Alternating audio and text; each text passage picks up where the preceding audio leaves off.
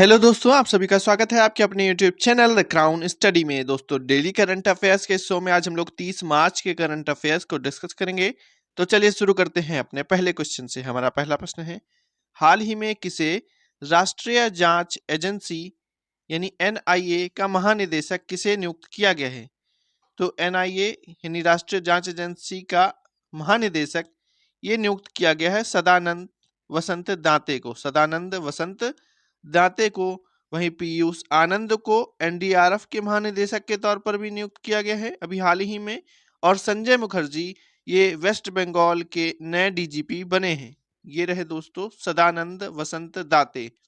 अगला प्रश्न है, हाल ही में किस देश ने मिस यूनिवर्स प्रतियोगिता में पहली बार भाग लेने की घोषणा की है? तो अभी हाल ही में मिस यूनिवर्स प्रतियोगिता में पहली बार भाग लेने की घोषणा ये की है सऊदी अरब ने। किसने की है?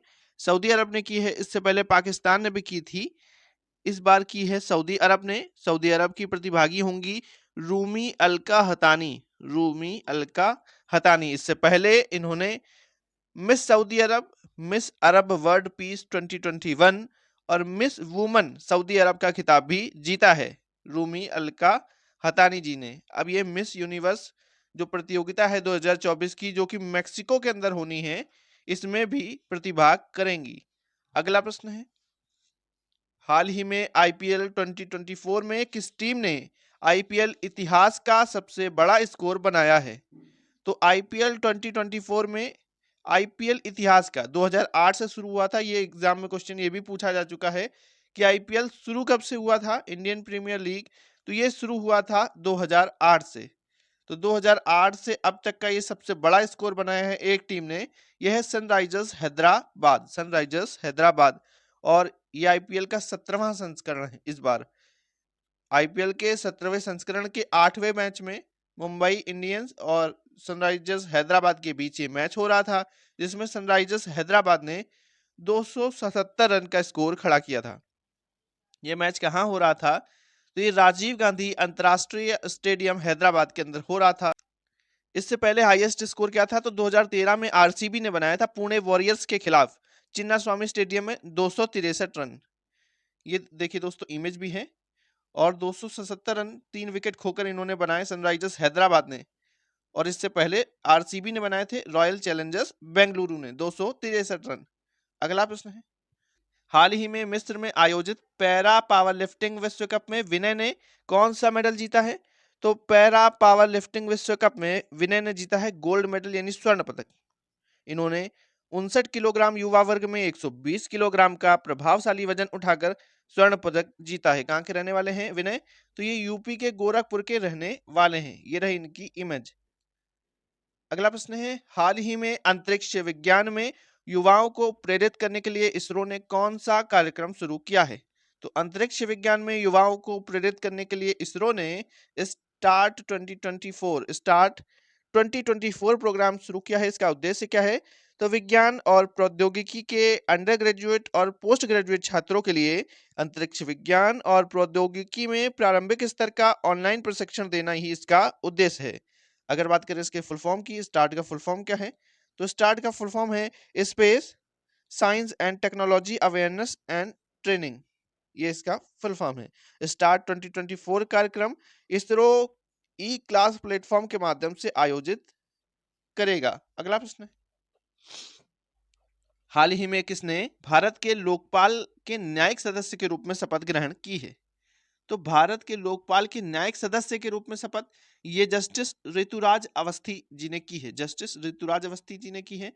इससे पहले ये लॉ कमीशन के अध्यक्ष थे, जहां से इन्होंने इस्तीफा दिया है। कल ही हम लोगों ने पढ़ा था, ऋतुराज अवस्थी ने लॉ कमीशन के पद से, लॉ कमीशन के अध्यक्ष के पद से इस्तीफा दिया था। अब ये बन गए हैं भारत के लोकपाल के न्यायिक सदस्य। और सदस्य शपथ कौन दिलाता है? तो एएम खानविलकर, जो कि लोकपाल के अध्यक्ष हैं। लोकपाल के अध्यक्ष हैं, इनकी भी नियुक्ति हाल ही में हुई थी 1-1.5 महीने पहले एएम खानविलकर जी की। तो इन्होंने ही ऋतुराज अवस्थी जी को शपथ दिलाई है। ये भी न्यायमूर्ति रहे एएम खानविलकर। इसके अतिरिक्त पंकज कुमार और अजय तिर्की भी ये सदस्य के रूप में, लोकपाल के सदस्य के रूप में हैं। अगला प्रश्न है, हाल ही में बासिरो डियोमाए फेय ने कहाँ का राष्ट्रपति चुनाव जीता है?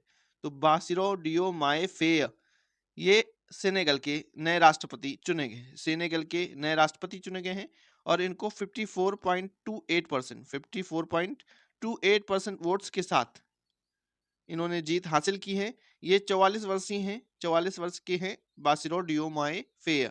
अगर बात करें सेनेगल की राजधानी क्या है, तो डकार है। क्या है? डकार। और मुद्रा है CFA फ्रैंक, CFA फ्रैंक। अगला प्रश्न है, ये रहे दोस्तों बासिरो डियोमाए फेय। हाल ही में स्वामी स्मरणानंद महाराज का निधन हो गया। वे रामकृष्ण मिशन के कौन से वे अध्यक्ष थे?